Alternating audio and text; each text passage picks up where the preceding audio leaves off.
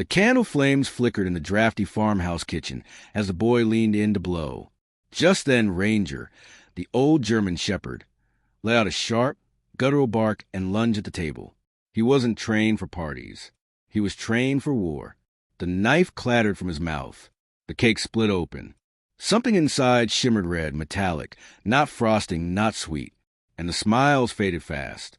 If you appreciate grounded, gripping true-style thrillers like this, consider liking and subscribing. It helps us keep telling stories that dig into the quiet darkness people try to forget. The storm had passed hours ago, but the field still smelled like damp hay and copper. Overhead, the clouds were splitting apart, tired from their tantrum. Lightning no longer cracked the sky, but the wind whispered to the broken slats of the old McAllister barn, like it had secrets to spill. Inside the farmhouse, a quiet buzz hung in the air, mismatched voices, footsteps across old pine floors, and the soft flick of match as Lacey lit the last of 8 candles. "There," she whispered, stepping back to admire her work. "Happy birthday, baby." Noah stood at the head of the table, one hand still resting on the back of his chair. He was 11 now, taller, thinner, a bit quieter since the move. The farmhouse wasn't home yet, not really. Too many shadows clung to its corners. It had come cheap after the sheriff auctioned it, a foreclosure after the old widow who owned it disappeared 2 winters ago. Some said wolves got her. Others said she just walked out into the fields and never looked back. "Come on, kid," said Caleb, his uncle, a wiry man with hollow cheeks and a hunter's squint. "Blow him out before the wax drips into the frosting." Ranger lay beneath the table, alert but still. The old dog hadn't barked once since they moved in. A retired K-9 from Caleb's brief stint in the county's narcotics task force, he rarely made noise, but his eyes tracked everything. Noah leaned forward, cheeks puffed with breath. Then it happened. A sudden bark, loud and deep, broke through the kitchen like a gunshot. Noah flinched. Ranger lunged, not at Noah, but at the cake. His paws scraped across the table, knocking the paper plates and plastic cups aside. "Whoa! Hey!" Caleb shouted. Ranger growled, jaw snapping once, then again. His teeth latched onto the center of the cake, and he tore it apart like it was meat. Crumbs and frosting flew. The candles toppled. Lacey screamed. "Jesus, Ranger." Caleb grabbed the dog by his collar and yanked hard. "What the hell's gotten into you?" But the dog didn't resist. As Caleb pulled him back, Ranger went still, chest heaving, eyes wide. His head turned toward Noah, then back at the ruined cake. It was only then that Lacey saw what had spilled out onto the table. Not cake, not candles. Metal, 3 slim cylinders, packed tight with strange red clay. Wires poked from one end. The frosting clung to the contours of something rectangular, a circuit board, still blinking green. Lacey stepped back, her voice a whisper. "Is that?" Caleb stared. It wasn't just a toy. It was a bomb. By the time the sheriff arrived, the cake had been sealed into a plastic evidence box and taken by the county bomb squad. Ranger had been locked in the pantry, still panting, still alert, and the farmhouse's kitchen was silent. Sheriff Oglesby stood beside the table, his heavy coat soaked with rain. A former Marine, he had the eyes of someone who'd seen real things and now measured everything in threat levels. "Could have gone off," he said, squatting beside the box. "Homemade. Crude wiring, but clever. I've seen these used in old IEDs in Kandahar." Lacey clutched Noah tighter. "But why in a birthday cake?" Caleb's jaw flexed. The hell kind of sick bastard would do that to a kid? The sheriff didn't answer right away. He stood slowly and walked toward the kitchen window. His breath fogged the glass. "Who made the cake?" he asked. Lacey blinked. "It was delivered." "By who?" "I ordered it from Miss Winnie's bakehouse in town. She dropped it off herself this morning. Same as always." "She's at security cameras?" "She's 87, Lacey said. "I doubt it." The sheriff's lips pressed into a tight line. Ranger barked again, low and quick, from behind the pantry door. Sheriff Oglesby turned. That dog knew before anyone. "Smelled it," Caleb said. "No." the sheriff replied quietly. He sensed it. That kind of training never leaves them. Later that night, after the deputies left and the kitchen was clean, Lacey stood at the sink, staring out at the fields.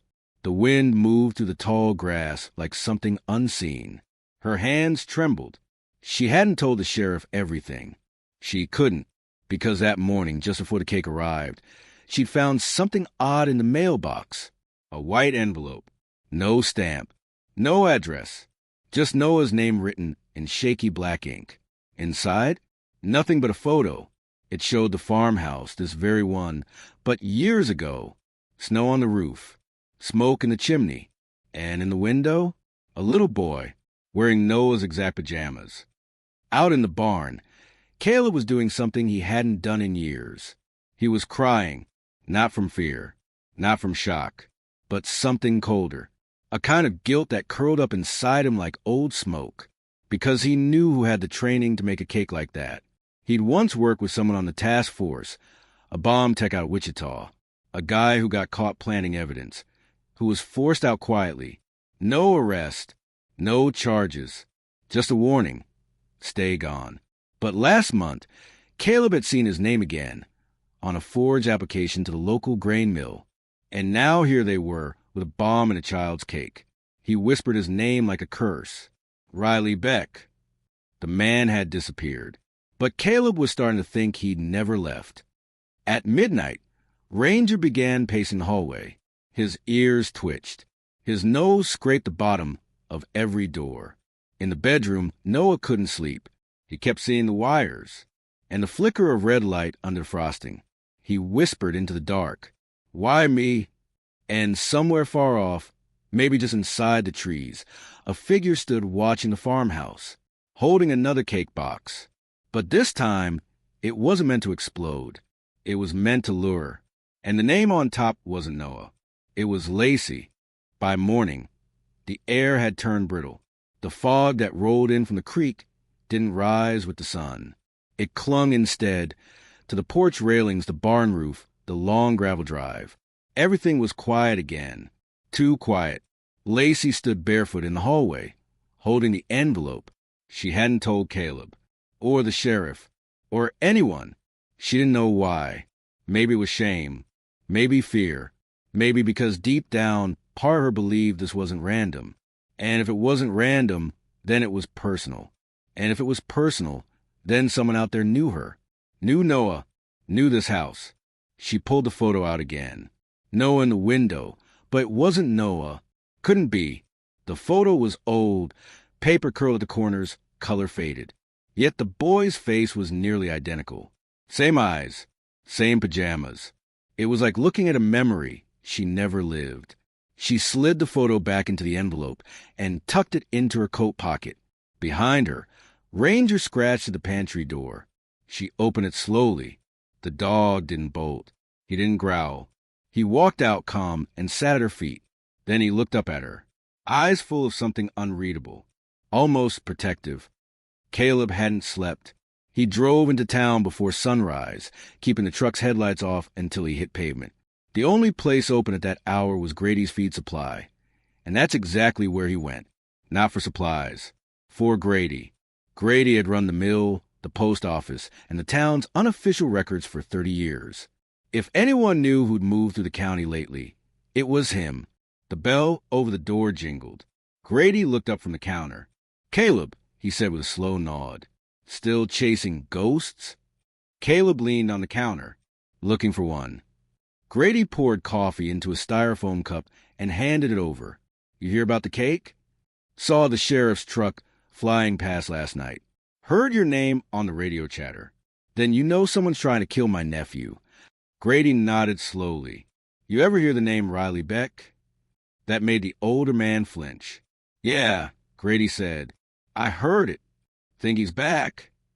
Grady didn't answer right away, just sipped from his own cup. Then, something came through the mailroom last week. Wasn't posted. Dropped by hand. Left in the back slot. He bent down, opened a drawer, and pulled out a manila folder. Inside were 3 identical envelopes, all blank, except each had a name written on it in the same shaky script. Lacey. Noah. Caleb. Caleb's fingers tightened. Did you open them? No. Thought it might be personal. It is, Caleb said, his voice rough. It's death, wrapped in cheap paper. He tucked the envelopes under his arm. Grady's voice followed him to the door. If he's back, you better finish what should have been finished years ago. At the farmhouse, Noah sat on the porch swing, feet dangling. The fog had retreated, but it left behind a strange stillness in the air, like something was watching and holding its breath. Ranger lay beside him, one paw on the swing's edge. Lacey came outside with 2 mugs, handed one to her son, just warm milk, and sat beside him. You okay? She asked softly. Noah nodded. He didn't say he'd seen a figure in the yard last night. Didn't mention the way Ranger had growled at the window. Didn't talk about the dream. The dream where the boy from the photograph had stood in his room, bleeding from the nose, whispering, "It's inside the walls." Instead, Noah asked, "Why did the dog bark like that? If he hadn't, I'd be gone, right?" Lacey couldn't lie to him. Not after yesterday. "Yeah," she whispered. "He saved you." Noah looked down at Ranger, who stared into the tree line like he still smelled something bad out there. "Does that mean someone wants me gone?" Lacey touched his hand. "Not anymore." She didn't believe it, and neither did he. Sheriff Oglesby sat in his office with a file open on his desk. Inside, crime scene photos, bomb schematics, a printed list of names. 2 names circled in red. Caleb McAllister. Riley Beck. He picked up the phone, dialing a number he hadn't used in over a decade. A woman answered on the second ring. "This is Deputy Franklin, Sheriff's Office in Neshoba County.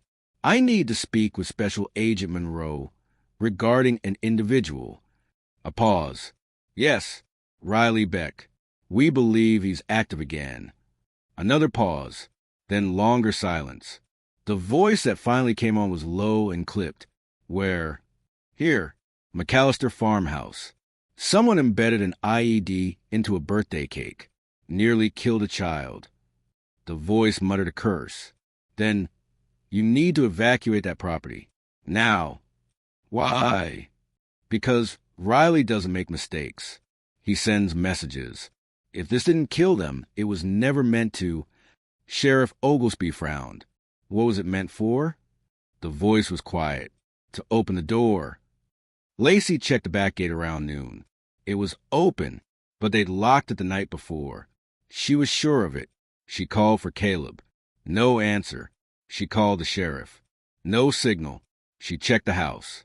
Noah was inside, watching cartoons. The air felt wrong. And then she saw it, just inside the barn, tucked beneath a loose board. A second envelope. No name. Just a date scribbled on the front, March 4th, 2011. She felt her stomach drop. That was the day she lost a baby. The miscarriage had happened in another county. No one here knew, not even Caleb. Her hand shook as she opened the envelope. Inside, another photo. A hospital crib. Empty. Blood on the sheet. And on the back, scrawled in pencil, "I remember everything they made us forget." That night, Caleb returned with the envelopes from Grady's office and laid them on the table. Lacey stared at the one with her name, then at the one in her coat pocket. "What's happening to us?" she whispered. Caleb rubbed his face. "I don't know, but it's not random." "I got a photo," she said quietly, "of the house, but it looked old." Caleb paused. What was in it? A boy. Looked just like Noah. Something in his face shifted. He walked to the closet and pulled down a shoebox wrapped in duct tape. Peeled it open. Pulled out a faded photo. Same window. Same pajamas. Same boy. "That's from when I lived here," he said. 1989. The kid's name was Tyler. I fostered him for 3 months. Lacey blinked. "Why didn't you ever tell me?" Caleb stared at the photo. "Because I woke up one morning and he was gone." "Gone? I mean vanished. No signs. No struggle.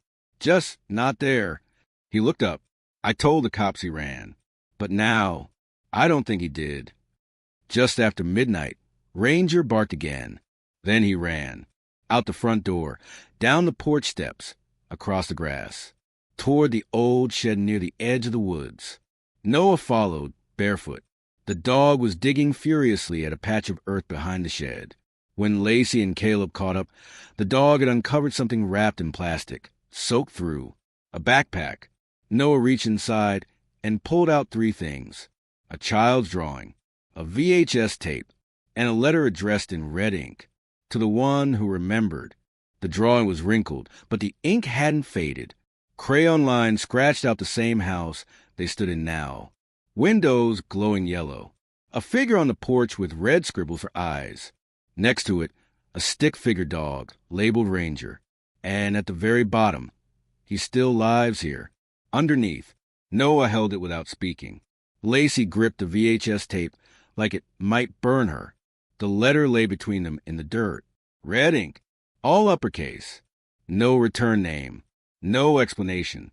Just the words. T.O. the one who remembered. They brought everything back inside.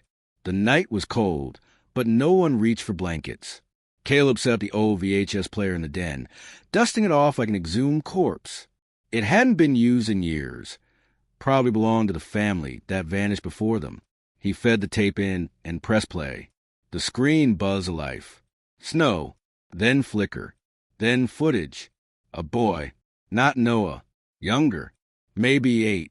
The same boy from the old photograph. Pajamas striped blue and green, feet bare, standing in the farmhouse living room.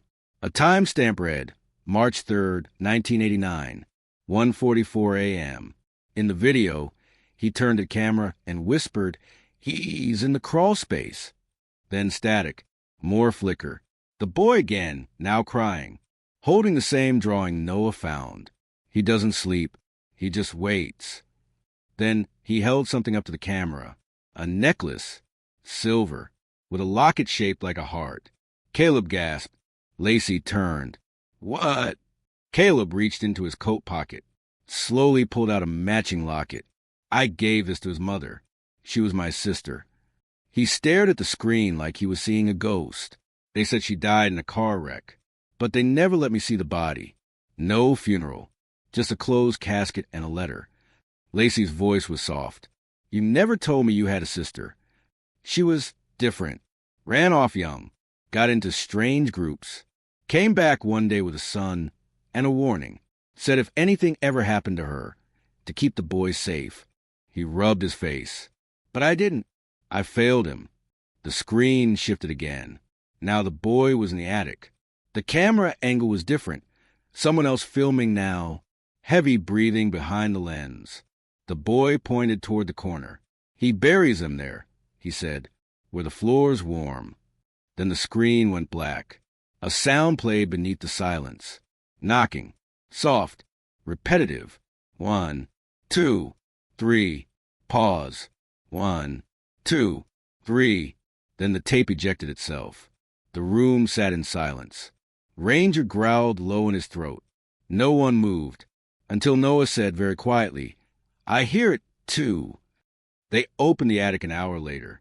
The floorboards were warped near the chimney base, dry rock covered in dust. Caleb pried up the corner with a crowbar, while Lacey held the lantern. Underneath, dirt, then wood, then bones. 2 small skeletons wrapped in torn quilts. One still wore a child's bracelet that read, "Lily." Lacey fell back, sobbing, but Caleb kept digging. He found a 3rd bundle, wrapped in black cloth, soaked and stuck to whatever was inside. He opened it. A journal, water damaged, pages mostly stuck together, but scrawled entries in smeared pencil ran from cover to cover. Names, dates, measurements. Tyler, age 8, March 4th. Lily, age 6, April 1st. Jackson, age 9, June 17th. Each followed by a short note. Obeyed. Refused. Escaped. And then one final page, torn almost in half. Noah, age 11, pending. They left the house that night. Lacey didn't pack. Caleb brought Ranger and the tape. The sheriff met them at the station, where forensic teams confirmed everything. Human remains in the attic. Traces of bomb materials in the cake. Fingerprints on the backpack that matched a long dormant file. Riley Beck, He hadn't died. He'd gone underground, literally. Beneath the old farmhouse was a sealed-off storm cellar, hidden by a false water pump and a decades-old wooden hatch buried in soil. When the task force unearthed it the next day, they found chains, tools, a camcorder still mounted on a rusted tripod, and one last envelope taped to the wall. Inside was a photo of Ranger as a puppy, next to Riley Beck's leg, tattooed with the same insignia from his old task force days. The back of the photo read, "He was trained to save the wrong people. Now he's trying to undo it." Caleb stared at the photo for a long time, then turned to the sheriff. "He was my dog. I trained him with Beck. When Beck got dishonorably discharged, I thought he left the county. But he stayed. Used Ranger in drills, mock rescues, drug finds, kidnapping simulations. Then Ranger bit him during a session. Drew blood." The sheriff folded his arms. "That's when he turned on him?" Caleb nodded. "And Riley buried himself in the land. Started collecting his own data. 2 days later, Lacey and Noah moved into a temporary safe house. Ranger stayed close to Noah at all times, sleeping beside the bed, guarding the window. Caleb disappeared after giving his final statement. Some say he went north. Others say he's tracking someone. Lacey found one more note tucked into Noah's sock drawer. She doesn't know how it got there. It was scrawled in graphite on yellow paper. He had a twin, still alive, still watching. A week passed. Then the news broke. Another child was taken from a town 3 counties over. 8 years old. Disappeared from his room with the window locked. On his pillow, they found a drawing. A stick-figure dog labeled Ranger. But that couldn't be. Ranger was asleep at the foot of Noah's bed. Or so they thought, because when Lacey checked, the blanket was warm, the collar still there, but the dog was gone. And in his place, a note, one line, in crooked block letters. One more to save. The farmhouse still stands. Empty. Quiet. No one wants it now. Not after the papers. Not after the bones. But sometimes, just after midnight, neighbors swear they hear barking from the woods. Not frantic. Not scared. Just steady. Measured. 3 barks. Pause. 3 more. Like code. And some say if you ever hear that rhythm outside your door, you should open it, slow, calm, respectful. Because it might not be a dog at all. It might be your last chance to be saved.